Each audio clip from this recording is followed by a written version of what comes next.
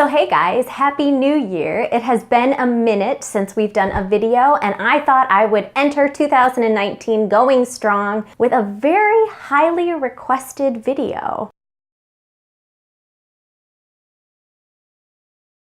So many of you have asked me about off-camera flash, how I use it at weddings, when I'm using it throughout the wedding day, what equipment I carry. So I thought it would be a great opportunity to give some basics about off-camera flash. I do have to say that I have been using off-camera flash for about 2 to 3 years, so trust me, I am not the end-all be-all of information.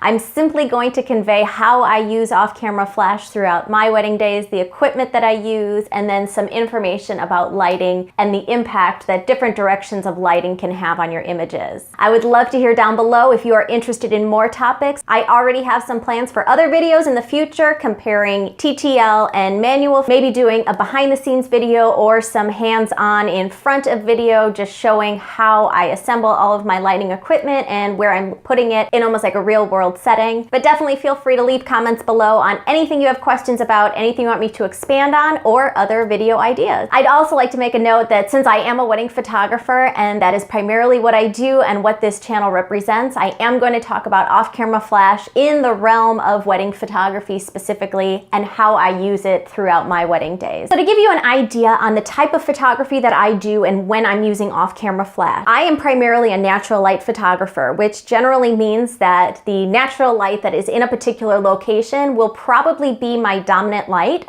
unless there is a lack of natural light, and then I would pull out my on-camera and off-camera flash. The majority of my weddings, I use off-camera flash exclusively during the reception because that is the darkest point of the day. So for my off-camera flash, what is the equipment that I am using? I am absolutely in love with the Canon 600EX RTs. I use 3 of them at weddings. Generally, I'm using 1 that is on my camera and then 2 that are off on different poles. The Canon 600s are absolutely everything that I personally would want out of a flash because these babies can connect wirelessly to each other. That is the transmitter-receiver connection as well, but with the 600 flashes, it is all built into the technology, so you can literally slip this on top of your camera or slip it into a foot and be ready to go. How I attach them to the pole is also very easy. With this foot that I have right here, there is a little screw-in area on the bottom.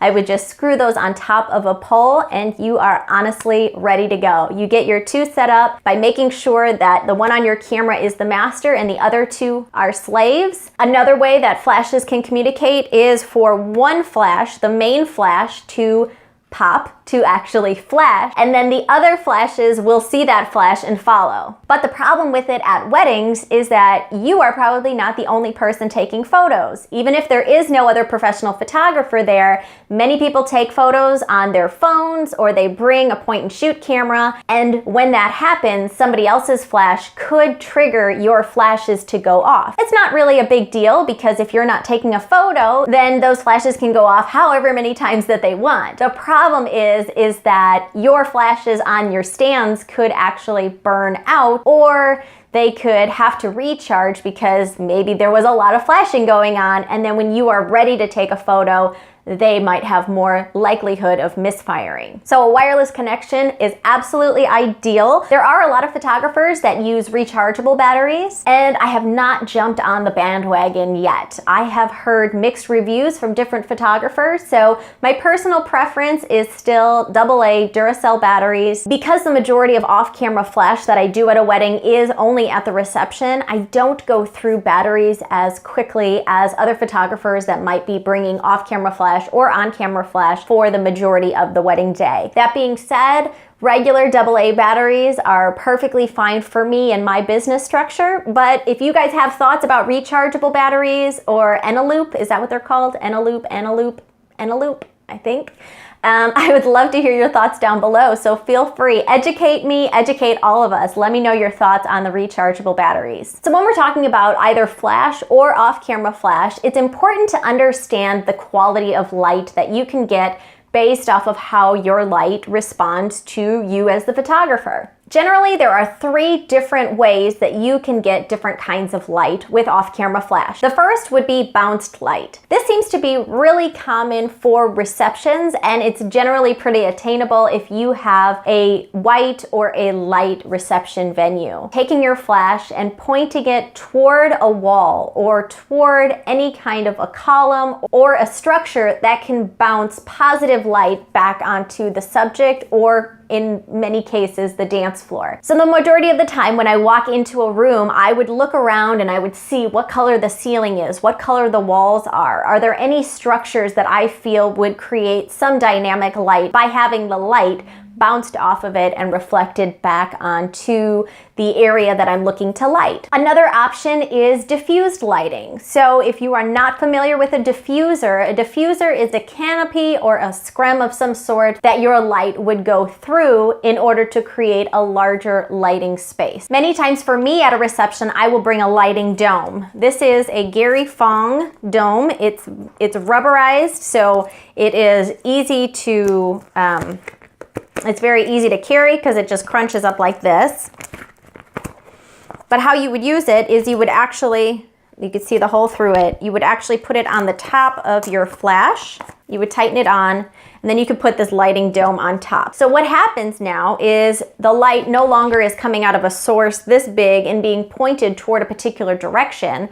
But with this on it, it bounces throughout, and this is now the lighting source. It almost turns into what looks like a ball of light. What's also really nice about it is because it is a sphere, because it's a dome, and because the direction of the light is not particularly harsh in any way, it just kind of flows out. This helps eliminate shadows or harsh edges to whatever you're lighting. So this could be something really helpful to have if you're trying to do portraits, maybe portraits of couples dancing as you're walking through the dance floor. I use this often if I'm photographing details or things that are closer to me, where maybe I don't have the power in my flash to bounce it all the way up to the ceiling before getting to a cake or a centerpiece. I would diffuse it on camera as well as off, or one or the other, just to give myself a different quality of light. The third option is direct light.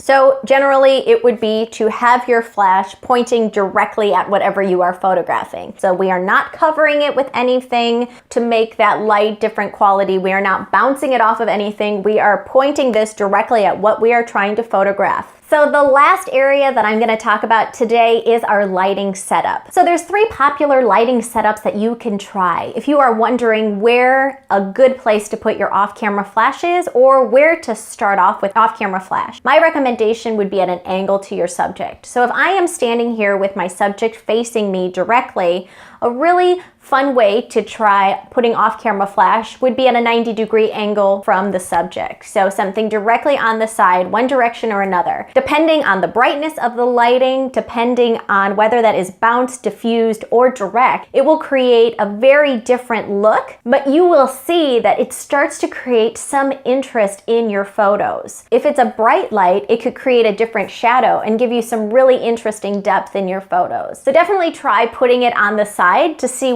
what really resonates well with you and your taste. Another great option of where to put an off-camera flash is, let's say you are taking a room shot at the reception and you have flash on your camera, but this is a large room. There's lots of tables and you want to make it look as though the room is extremely bright. What you could do would be to use your on-camera flash to light one half of the room and then actually angle off-camera flash toward the other half of the room so that everything is getting equal light. This is also a really great shot to do during details. If you're taking a photo of the tables at a reception and there is a beautiful centerpiece and you want another table to be lit but out of focus, you could actually use your off-camera flash to light that other table while you are currently working at this particular table. There's just lots of options when you start to recognize the fact that your flashes don't have to be illuminating the same subject. They can actually be creating creating more depth in your photos by lighting something else, and then using that as the backdrop for whatever your subject is. A third option, which is my absolute favorite way to light, is to use the lighting behind your subject and backlight it. Backlighting is something that I've been doing in my business all the way through, but I've been using it with the sun,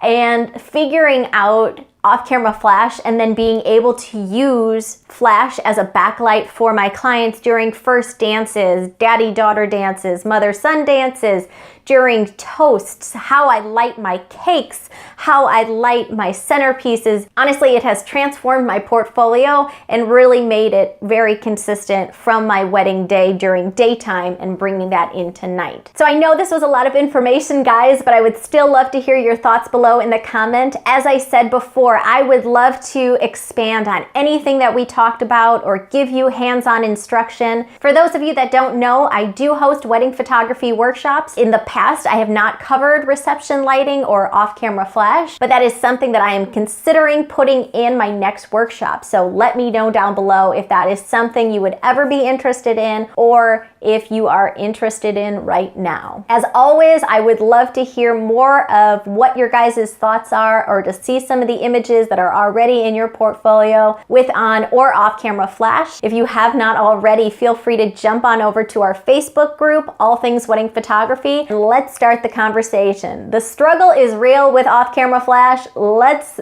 just get that out in the open and we will discuss anything that you guys want. Like this video if you enjoyed it, feel free to subscribe, and I will see you guys next time. Bye.